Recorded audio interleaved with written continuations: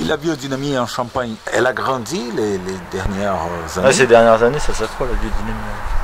Parce que y a eu, pour pas citer certains domaines, mais il y a une prise de conscience en fait. Parce que la biodynamie en fait, ça a été créé par Rudolf Steiner avant la Seconde Guerre mondiale.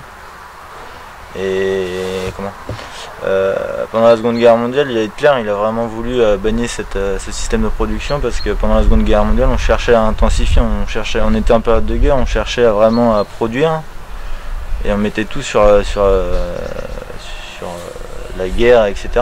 Donc la biodynamie elle a survécu grâce à des noms de code en fait. Ils avaient donné des noms de code en fait aux préparations biodynamiques. C'est pour ça qu'aujourd'hui on a des noms de code 500, 501, etc. Ça paraît bizarre, mais en fait ça correspond à des préparations qui étaient conseillées par Rudolf Steiner.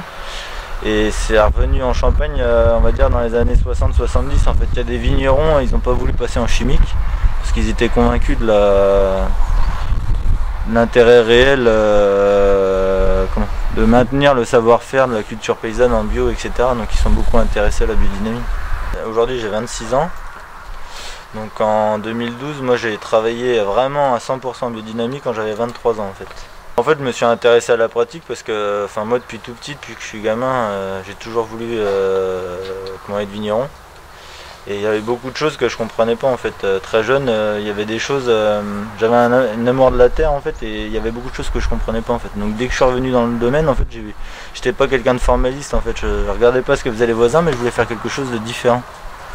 Et du coup, ce qui m'a inspiré le plus, c'était la biodynamie, parce que la biodynamie, c'était une intégration un peu de l'âme dans la terre en fait.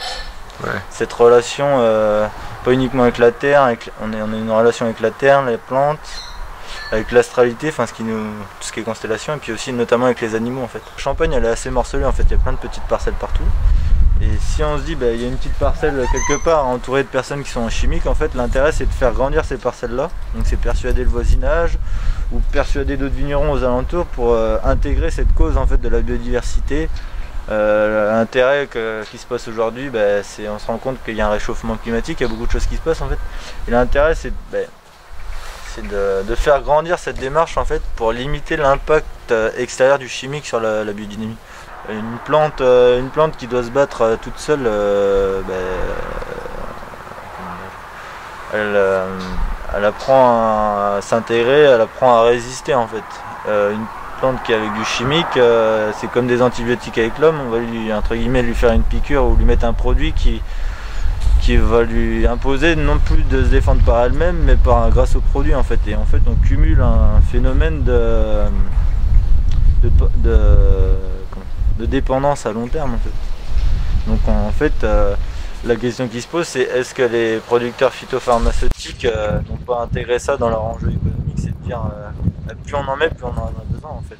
Et le calendrier biodynamique c'est les tendances lunaires, lune montante, lune descendante, croissante, décroissante. Le travail du sol ça va être en lune descendante, principalement des jours racines.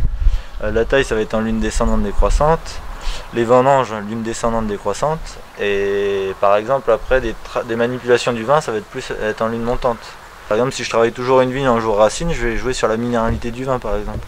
Ouais. Si c'est toujours en fruits sur des arômes de fruits, en fleurs sur des arômes floraux, le consommateur saura exactement ce qui est mis. Donc c'est-à-dire, ça sera plus des codes alimentaires ou des choses comme ça, on devrait être transparent. Et la plus belle des transparences, c'est de dire je mets rien de chimique en fait. Oui, c'est vrai. Et on peut voir aussi dans les cas de figure de la santé, un exemple très concret que je devrais pas dire, mais si on regarde le producteur de produits chimiques en agricole et le producteur de médicaments, c'est les mêmes. Alors ce que cherche le producteur chimique en quelque sorte, c'est indirectement de rendre un peu les gens malades, mais pas de trop, pour revendre des médicaments par la suite en fait. Oui. Super.